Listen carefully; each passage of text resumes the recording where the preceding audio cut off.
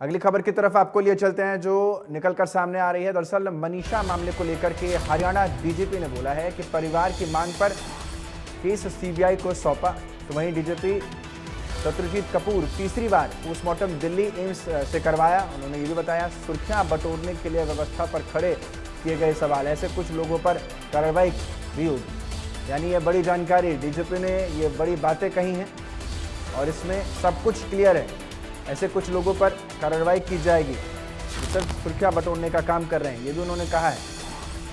तो भिवानी में मनीषा मामले को लेकर के हरियाणा के डीजीपी ने ये बड़ी बातें कही हैं। परिवार की मांग पर केस सीबीआई को सौंपा। तीसरी बार पोस्टमार्टम दिल्ली एम्स से भी कराया। सुर्खियां बटोरने के लिए व्यवस्था पर सवाल खड़े किए गए।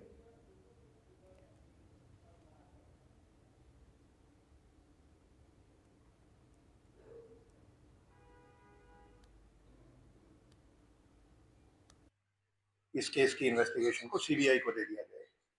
तो परसों रात को ये पहली मर्तबा ये डिमांड आई, जिसको तुरंत सीएम साहब ने उसको माना और ट्वीट भी किया। और कल सुबह फिर एक और डिमांड प्राप्त हुई कि इसका जो एक तीसरा पोस्टमार्टम एम्स से कराया जाए। तो उसमें भी तुरंत हमने कोऑर्डिनेट करके एम्स से कल ही, जैसा कि आप जानते हैं, तीसरा पोस्टमार्टम भी करवाया गया। और इस केस के बारे में आपको पता है कि जो पहला पोस्टमार्टम है वो भिवानी में बोर्ड के माध्यम से करवाया गया था और उसके बाद एहतियातन एक और पोस्टमार्टम पीजीआई रोहतक, जो हमारा सबसे पुराना सबसे रेप्यूटेड हॉस्पिटल है स्टेट में, तो वहाँ से सेकंड पोस्टमार्टम कराया गया।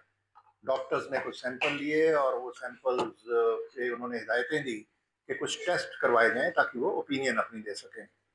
नहीं, केस तो हमारा पहले, देखिए, एफआईआर एक ही रजिस्टर होती है एक प्रकरण में, आप जानते हैं, और उसी में अगर कोई धारा बनती है, अगर ये आता कि ये हत्या का केस है तो उसमें हत्या की धारा जुड़ जाती। लेकिन इसमें जो ओपिनियन आई वो विपरीत आई। हाँ, तो उसमें इसमें आपने ऐड किया है। अच्छा, पहले क्योंकि ये बयान आ गया था, उनके शक के आधार पे इन्होंने जो मर्डर की जो धारा है वो ऐड कर दी थी। तो उसमें अब क्योंकि निर्णय हो गया कि ये सीबीआई को केस जाएगा, तो इसके बाद अब हम कुछ नहीं करेंगे।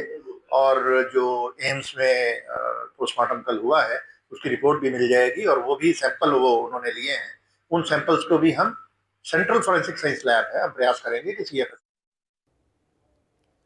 मनीषा के अंतिम संस्कार के बाद लोगों की क्या राय है, अब आइए जरा आपको वो भी सुनवा देते हैं। देखिए, आपको बताना चाहूंगा कि मनीषा प्रकरण को लेकर जो है तमाम लोग